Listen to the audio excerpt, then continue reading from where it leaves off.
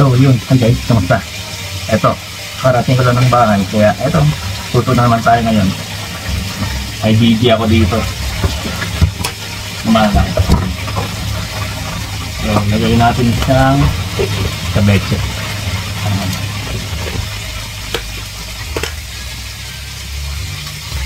Tara, ito tayo.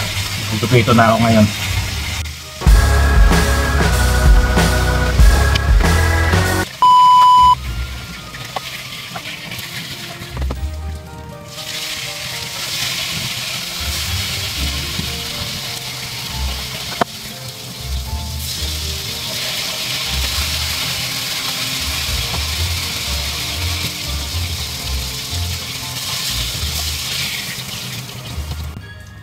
Luto muna. Yung sauce naman.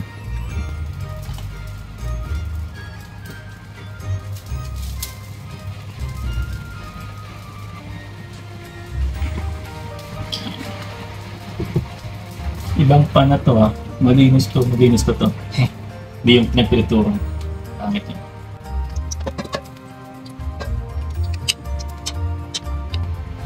Mainit niya yung ating mantika, so unahin natin yung ginger para lumawas yung lasa niya.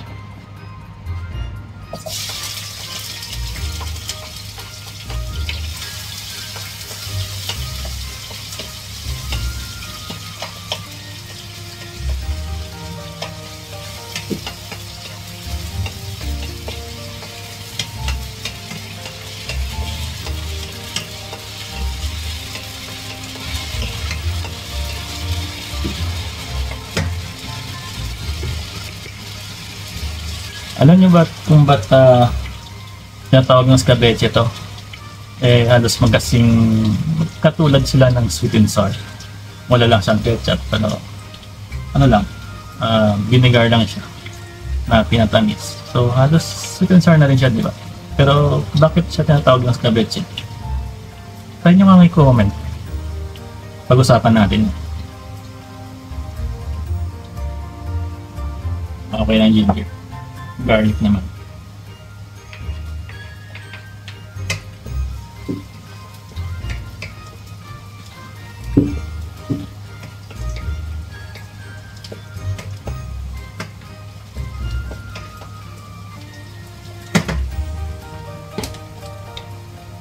Golden brown na yung garlic.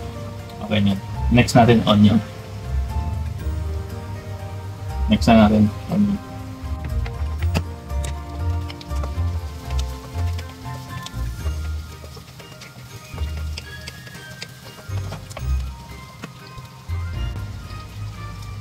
Maya, lagyan natin ito. Siguro mga 1 cups. Pwede na ito. Panchameter ba?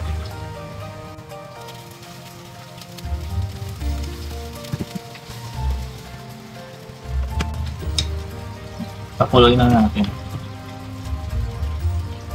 May sili ko tayo dito. Lagyan natin ito. Yun, kumukulo na. Lagyan siya ng mayroon tubig.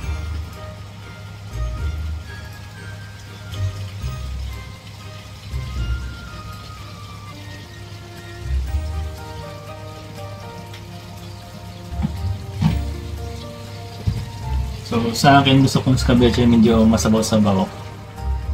Pwede yan sa inyo kung gano'ng karaming tubig niyo.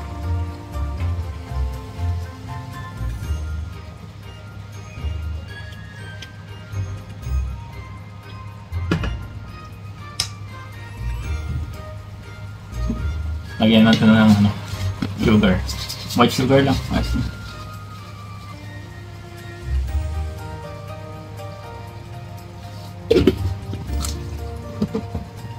Siyempre, asin.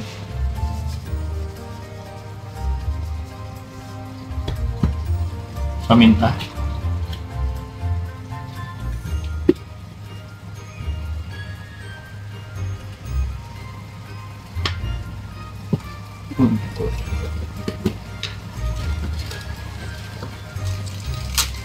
Yung sekreto natin, hindi sa mix.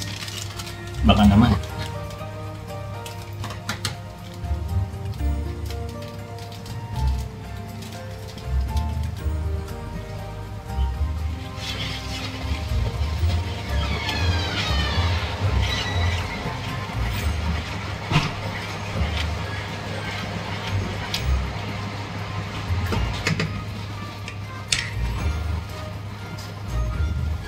lagyan natin ng konting tak tak tak.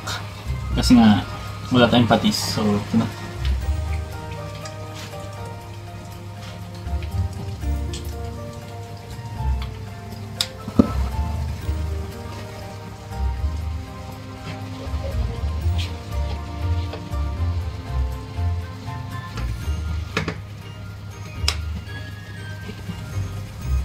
So, feeling ko okay na to. Tikman natin.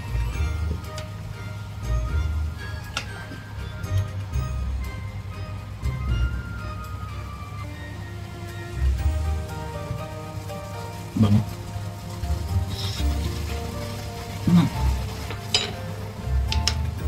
Kuha-kuha, parang bata.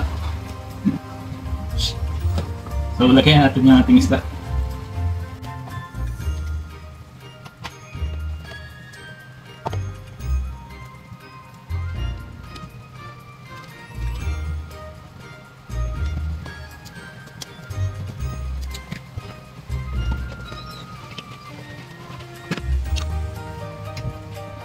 Nakalog.